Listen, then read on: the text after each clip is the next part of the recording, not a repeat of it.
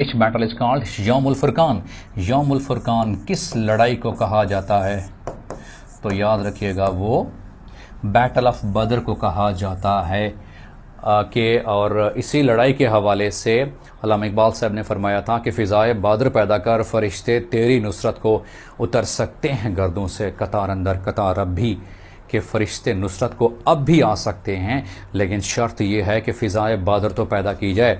तो ये सवाल पूछा गया था कि यौमुल फुरकान जो है किस को कहा जाता है? वो बैटल ऑफ बदर को कहा जाता है। नेक्स्ट क्वेश्चन इज विच सूरा of holy Quran is graded as 1/3 of the holy Quran? Quran मजीद का 1/3 हिस्सा या 1/3 कुरान मजीद किसे कहा जाता है? याद रखिएगा वो सूरा अखलास को कहा जाता है। इसी तरह से ये भी सवाल पूछा जा सकता है कि अरूसुल कुरान किसे कहा जाता है?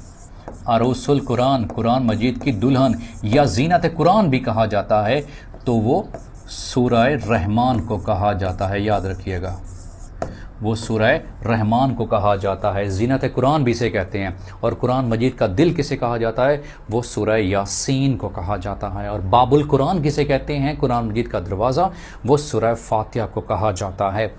नेक्स्ट क्वेश्चन की तरफ बढ़ते हैं।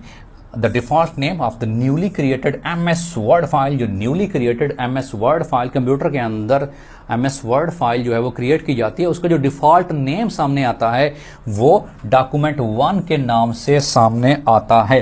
फिर बाद में उसका नाम चेंज किया जा सकता है, बट जो डिफ़ॉल्ट नेम सामने आता है वो ओवरऑल document1 के नाम से आता है। उसके बाद है कि Kalimullah is the title of, Kalimullah किसका लक़ब है? हज़रत मूसा अलैहिस्सलाम का लक़ब कलीमुल्लाह है। और इनको मूसा कलीमुल्लाह कहा जाता है क्योंकि ये कोह तूर पर अल्लाह ताला से हम कलाम होने जाते थे। और इसी तरह से ये भी सवाल पूछा जा सकता है कि खलीलुल्लाह किसका लक़ब है?